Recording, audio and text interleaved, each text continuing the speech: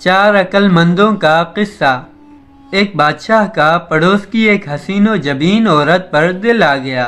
तहकीक कराई तो मालूम हुआ कि ये तो उसी के गुलाम फेरोज की बीवी है। गुलाम का नाम सुनते ही बादशाह उस वक्त तो कुछ खामोश हो गया, मगर औरत के हुस्न व जमाल पर वो इस कदर फरेफ्ता हुआ था कि दिन का आराम और रातों का ऐश सब उसके लिए हराम हो गया। सोचते सोचते एक दिन इसने फेरोज को बुलाकर एक खत दिया और कहा कि फलां शहर में चले जाओ और इसका जवाब ले आओ। फेरोज को इस वक्त ये ख्याल भी नहीं गुजरा कि इतने बड़े सफ़र पर अचानक मुझे क्यों भेजा जा रहा है। वो सीधा अपने घर आया और सामान सफ़र दुरुस्त करके रवाना हो गया।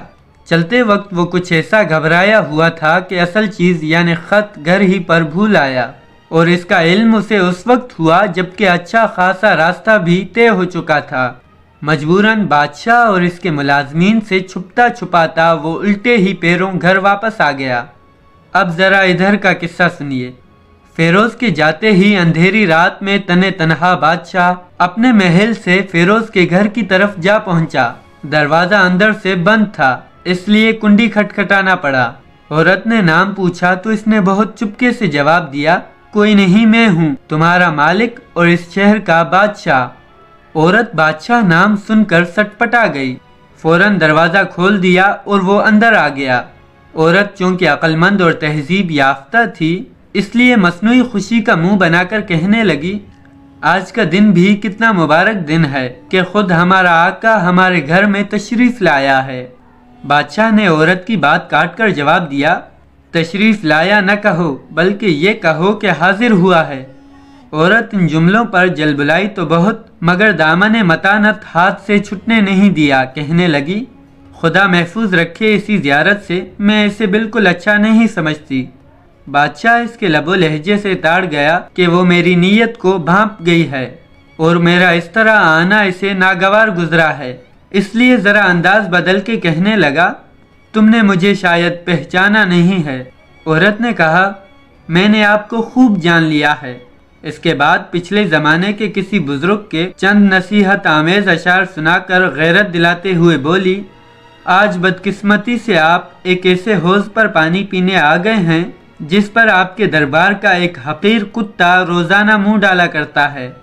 औरत के ये जुमले सुनते ही बादशाह झींप गया और मारे गैरत के जूते छोड़कर अपने महल की तरफ लौट आया। फेरोज ने जिस वक्त शाही फरमान लाने के लिए घर में कदम रखा तो सबसे पहले उसे बादशाह के यही जूते दिखाई पड़े। देखते ही इसके होश उड़ गए, गुस्से के मारे थर थर कांपने लगा और अब समझ में आया कि इसीलिए उसे इस सफ़र पर रवाना किया गया था। मगर चूंकि मामला था नाजुक, इसलिए वो फौरी तौर पर बिल्कुल खामोशी से सीधा सफ़र पर चला गया।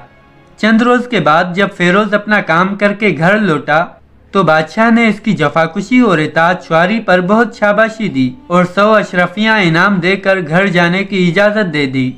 वो महल से बजाय घर के सीधा बाजार गया और औरतों की ज़रूरियात व पसंद के लायक बहुत से तोहफे तोहफ़े खरीद कर बीवी के पास आया और दिलजोई के लहजे में कहने लगा, आजकल अच्छा मौका है, चलो तुम्हें तुम्हारा मेकअप भी दिखा लाएं। औरत ने कहा भी कि अभी जल्दी क्या है, एक दिन सुस्ता लो फिर देखा जाएगा। मगर इसने एक चलता हुआ जुमला कहकर सामान सफ़र दुरुस्त कर दिया और गोया ज़बरदस्ती लेके रवाना हो गया। फेरोज ने जिस तरह पहले दिन खामोशी इख्तियार की थी, अब तक इसने इसमें किसी किस्म का फ़र्क नहीं पैदा होने दिया। ससुराल गया भी और लौट भी आया, वहाँ भी किसी को कानो कान इस वाक़े का पता नहीं चला। यहाँ तक कि लोगों को ये शुबा हो गया कि शायद अब वो इस औरत को छोड़ के किसी और के साथ शादी करना चाहता है। चुनाचे तमाम हुज्जत के तौर पर एक दिन फेरोज के साले ने खुसूसियत के साथ इस तरफ तवज्जो दिलाई, मगर इसने इसे भी कोई साफ जवाब नहीं दिया। मजबूर होकर साले ने अदालत में दावा दायर कर दिया, और ये भी इत्तफाक के ऐन उसी वक्त जब फरीकैन पहली बार अदालत में हाजिर हुए थे। बादशाह भी काजी के करीब आकर बैठ गया। सबसे पहले साले का बयान दावा पढ़कर सुनाया गया, जिसका मफहूम यह था, मैंने फेरोज को एक बेशकीमत बागीचा सुपर्द किया था जिसके चारों तरफ पुख्ता दीवार बनी हुई थी। इस बागीचे के अंदर ठंडे और मीठे पानी का एक कुआं भी था جس سے وہ مدتوں سے رابی حاصل کرتا رہا۔ اس کے علاوہ یہ باغ ہر قسم کے پھلوں اور پھولوں سے ہمیشہ لدا رہتا تھا، لیکن فیروز نے چند ہی دن میں اس کی وہ مضبوط و مستحکم دیوار بھی توڑ ڈالی، کنویں کو بھی نقصان پہنچایا اور باغ کے سرسبز و شاداب درخت بھی تباہ کر ڈالے۔ سالے کا بیان سن کر قاضی نے فیروز سے صفائی طلب کی تو اس نے اپنے سالے کے بیان کی حرفاً تائید و تصدیق کرتے ہوئے کہا، اب میں نے ان کا باغ انہیں واپس کر دیا ہے، اور اس کی وجہ یہ پیش آئی کہ ایک دن مجھے اس کے اندر شیر کے پنجوں کے نشان دکھائی دیے، جس سے مجھے یہ خطرہ دامنگیر ہو گیا تھا کہ کہیں کسی دن شیر مجھے ہی نہ نگل جائے۔ اس کے علاوہ اور کوئی ناگواری یا ناراضگی کی بات نہیں پیش آئی۔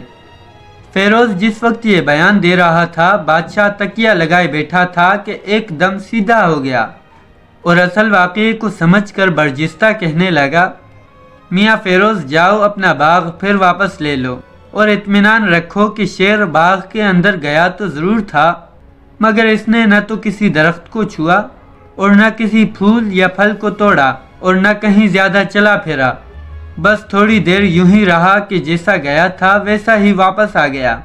اس کے بعد بادشاہ نے یہ بھی کہہ دیا، میں نے خود تمہارا باغ دیکھا ہے، واقعی بڑا حسین و دلکش باغ ہے، اور بقول مدعی کہ اس کی دیواریں حسن و مضبوطی میں بے مثال ہیں۔ میں تمہیں مبارکباد دیتا ہوں کہ وہاں سوائے تمہارے کوئی پرندہ بھی پر نہیں مار سکتا۔ فیروز اتنا سنتے ہی خوشی خوشی اپنی بیوی کے پاس چلا گیا۔